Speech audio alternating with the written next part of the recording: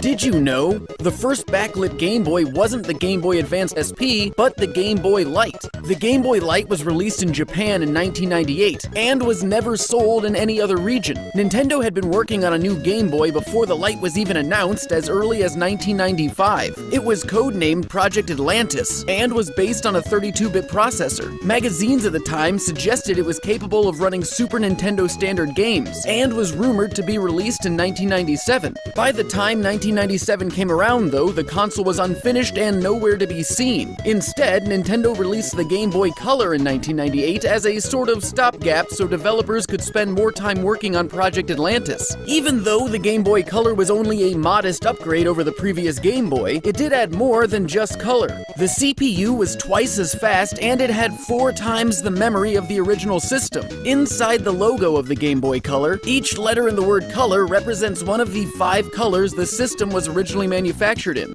Throughout the life of the Game Boy Color, Nintendo experimented with ideas that would become basic features in later hardware releases. The Game Boy Color was the first handheld gaming console to offer wireless communication. It had an infrared communications port at the top of the system and functioned using the same technology found in a TV remote. The Game Boy Color was also the first Nintendo handheld to have a motion-controlled game. Kirby's Tilt and Tumble was controlled almost entirely by a series of accelerometers that were built into the cartridge. The original Game Boy line, including the Game Boy Color, sold 118.69 million units worldwide. In August 1999, word leaked that Nintendo was working on 2 new handheld consoles. The first was known as the Advanced Game Boy, and the second was a Game Boy Color with cellular communications built into the device. It's not known if the second rumor was true, but Nintendo had previously released cellular communication-enabled Game Boy games like Pokémon Crystal and Mobile Golf. These games connected to cell phones using a mobile adapter allowing for remote play. However, no mobile-connected games or features were released outside of Japan. On September 1st, 1999, Nintendo formally announced the Game Boy Advance. Nintendo stated that cell phone connectivity would be a major focus for the new system. They claimed that by connecting a cellular phone to the Game Boy Advance, players would be able to download games, play remote multiplayer games, enter chat rooms, and read email, all on the Game Boy Advance system.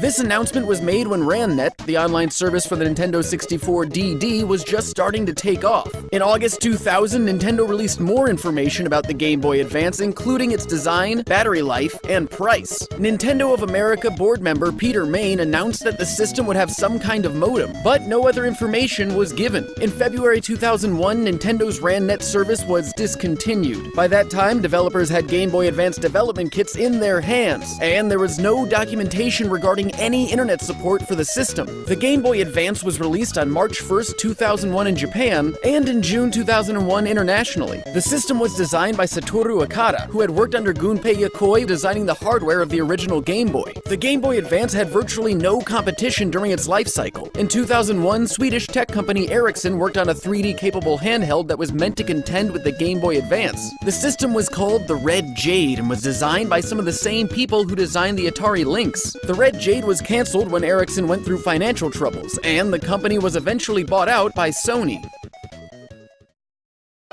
In 2001, Nintendo unveiled the e-reader add-on for the Game Boy Advance. The e-reader used paper cards to transmit data for games, unlockable items, and other collectibles. It was criticized for being bulky and requiring 2 Game Boy Advances to access content on cartridge-based games. The e-reader was successful in Japan, but never caught on in North America or Europe. As a result, support for the add-on was dropped, and many previously announced e-reader cards were cancelled. The GBA port for Super Mario Bros. 3 had brand new hidden levels that could only be accessed by swiping their respective e-reader cards. Levels 1 through 10 were released internationally, but Japan had 20 more level cards than Europe and North America. Pokémon Colosseum for the GameCube had compatibility with the e-reader in Japan, but this feature was removed in international releases. However, a group of fans discovered the content was still in the game by modifying data values. All of the text was fully translated, and players would have been able to capture a Shadow Togepi, a Shadow Mareep, and a Shadow Scizor in this mode. One series series of e-reader cards that were never released was a collection of Game & Watch games. An early version of Manhole was given out at E3 2002, but that card has become increasingly rare as time goes on. The rest of the games, Berman, Spitball Sparky, Fire, and Octopus, were all announced but never released. Throughout its entirety, many innovative and unique peripherals were created for the Game Boy line of handhelds. Bandai released a pocket sonar device in Japan, which enabled fishermen to locate fish underwater using a Game Boy. It sold for the equivalent of around $150 and featured a built-in fishing minigame. There was also a sewing machine that had compatibility with the Game Boy. The Singer Isaac sewing machine connected to the system via link cable and allowed users to design patterns with a special game cartridge. One unreleased Game Boy accessory was shown by DSi designer Masato Kuwahara at the 2009 Game Developers Conference. It was a touch panel that went over the screen of the Game Boy Color. It was abandoned because it apparently didn't work well without a backlight. The touch panel was attempted again with the Game Boy Advance SP, and operated more favorably because of its backlit screen. Kuwahara stated that the touch panel was not well received by Nintendo management, but that Shigeru Miyamoto liked the general concept. Masato Kuwahara said that he likes to think his design helped influence the creation of the Nintendo DS. Another obscure accessory for the Game Boy Advance came in the form of the Gluco Boy. The Gluco Boy was a game cartridge that doubled as a blood glucose testing device for child diabetics. Blood glucose tests were converted into glucose reward points that could be used to unlock games. One of the weirdest ideas for a medical Game Boy device never caught on, a device called the PD Sedate. The PD Sedate was patented for use by doctors to help reduce stress in children while they were sedated. It connected to the Game Boy and rewarded the player with small doses of nitrous oxide as they progressed through the game.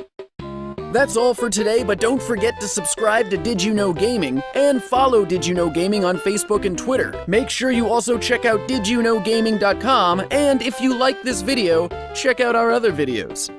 But wait, there's more! If you haven't had enough of my sultry and seductive voice, go to my channel Vsauce3 for the facts and science behind all things fictional. It's a party for your mind.